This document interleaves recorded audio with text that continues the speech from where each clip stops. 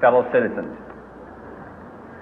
We observe today not a victory of party, but a celebration of freedom, symbolizing an end as well as a beginning, signifying renewal as well as change.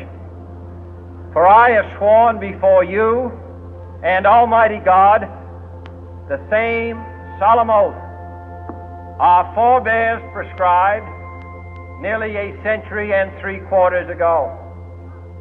The world is very different now, for man holds in his mortal hands the power to abolish all forms of human poverty and all forms of human life. And yet the same revolutionary beliefs for which our forebears fought are still at issue around the globe.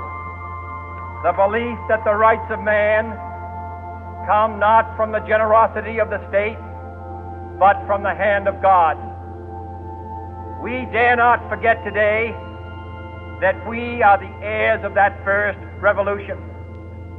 Let the word go forth from this time and place to friend and foe alike that the torch has been passed to a new generation of Americans born in this century, tempered by war, disciplined by a hard and bitter peace, proud of our ancient heritage, and unwilling to witness or permit the slow undoing of those human rights to which this nation has always been committed and to which we are committed today at home and around the world.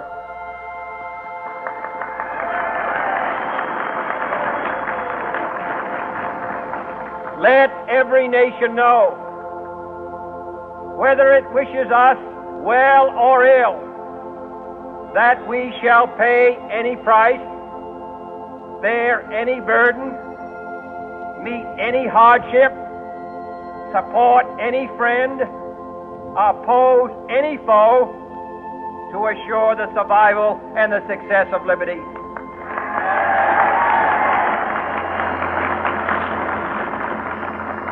This much we pledge and more.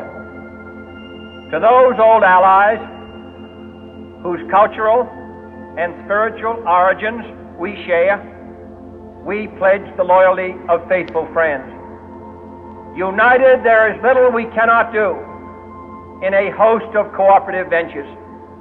Divided, there is little we can do, for we dare not meet a powerful challenge at odds and split asunder. To those new states whom we welcome to the ranks of the free, we pledge our word that one form of colonial control shall not have passed away, merely to be replaced by a far more iron tyranny.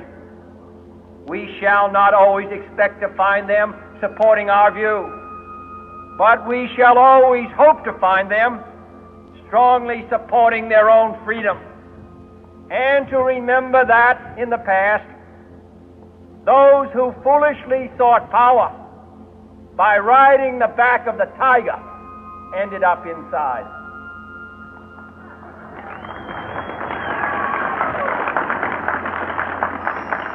To those people in the huts and villages of half the globe struggling to break the bonds of mass misery, we pledge our best efforts to help them help themselves for whatever period is required, not because the communists may be doing it, not because we seek their votes, but because it is right.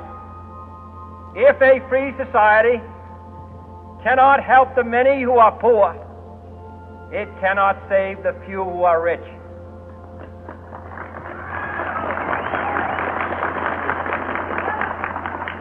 To our sister republics south of our border, we offer a special pledge to convert our good words into good deeds in a new alliance for progress, to assist free men and free governments in casting off the chains of poverty. But this peaceful revolution of hope cannot become the prey of hostile powers. Let all our neighbors know that we shall join with them to oppose aggression or subversion anywhere in the Americas. And let every other power know that this hemisphere intends to remain the master of its own house.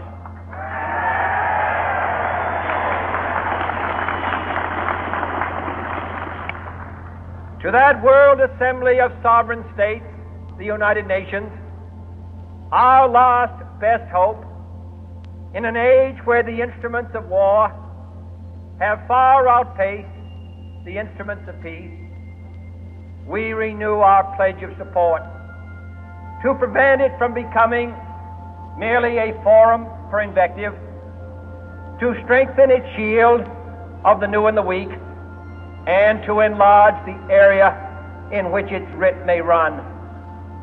Finally, to those nations who would make themselves our adversary, we offer not a pledge, but a request that both sides begin anew the quest for peace. Before the dark powers of destruction, unleashed by science, engulf all humanity in planned or accidental self-destruction, we dare not tempt them with weakness, for only when our arms are sufficient beyond doubt can we be certain beyond doubt that they will never be employed. But neither can two great and powerful groups of nations take comfort from our present course, both sides overburdened by the cost of modern weapons, both rightly alarmed by the steady spread of the deadly atom, yet both racing to alter that uncertain balance of terror that stays the hand of mankind's final war. So let us begin anew, remembering on both sides that civility is not a sign of weakness, and sincerity is always subject to proof. Let us never negotiate out of fear, but let us never fear to negotiate.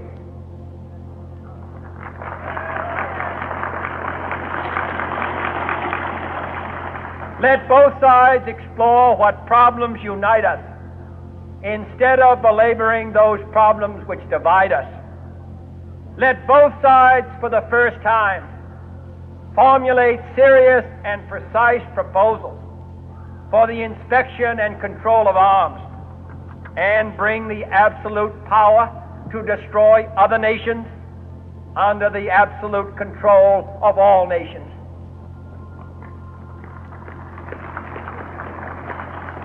Let both sides seek to invoke the wonders of science instead of its terrors. Together, let us explore the stars, conquer the deserts, eradicate disease, tap the ocean depths, and encourage the arts and commerce. Let both sides unite to heed in all corners of the earth the command of Isaiah to undo the heavy burden and let the oppressed go free.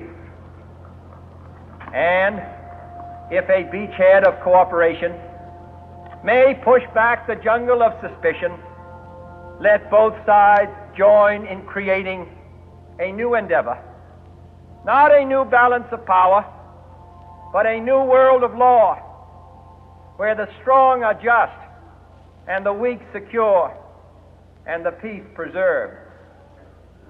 All this will not be finished in the first 100 days, nor will it be finished in the first 1,000 days, nor in the life of this administration, nor even perhaps in our lifetime on this planet. But let us begin.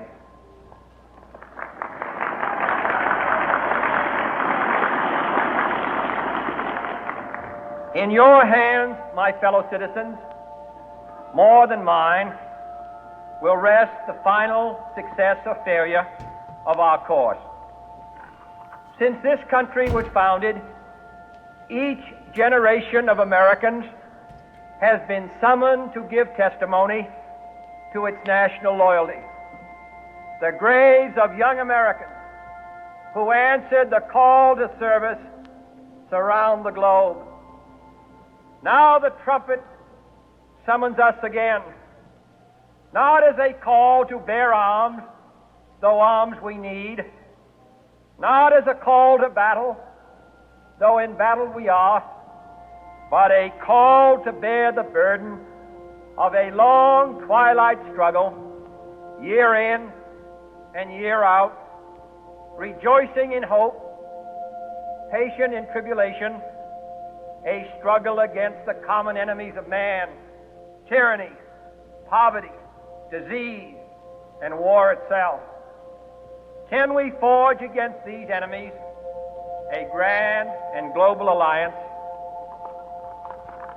north and south, east and west, that can assure a more fruitful life for all mankind? Will you join in that historic effort?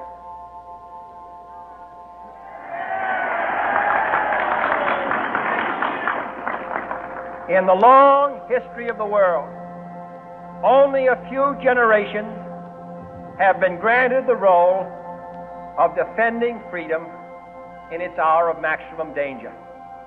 I do not shrink from this responsibility. I welcome it.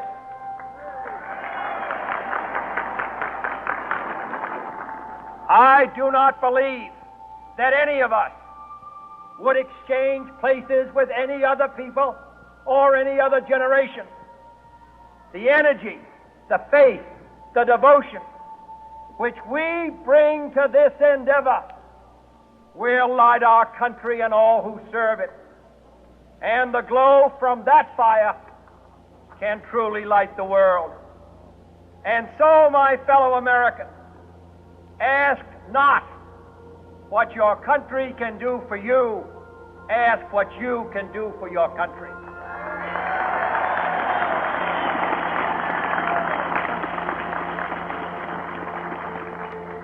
My fellow citizens of the world, ask not what America will do for you, but what together we can do for the freedom of man.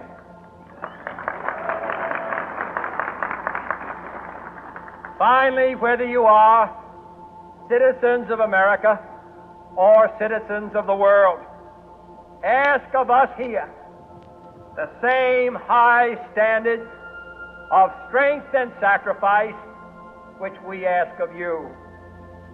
With a good conscience, our only sure reward, with history the final judge of our deeds, let us go forth to lead the land we love, asking His blessing and His help, but knowing that here on earth God's work must truly be our own.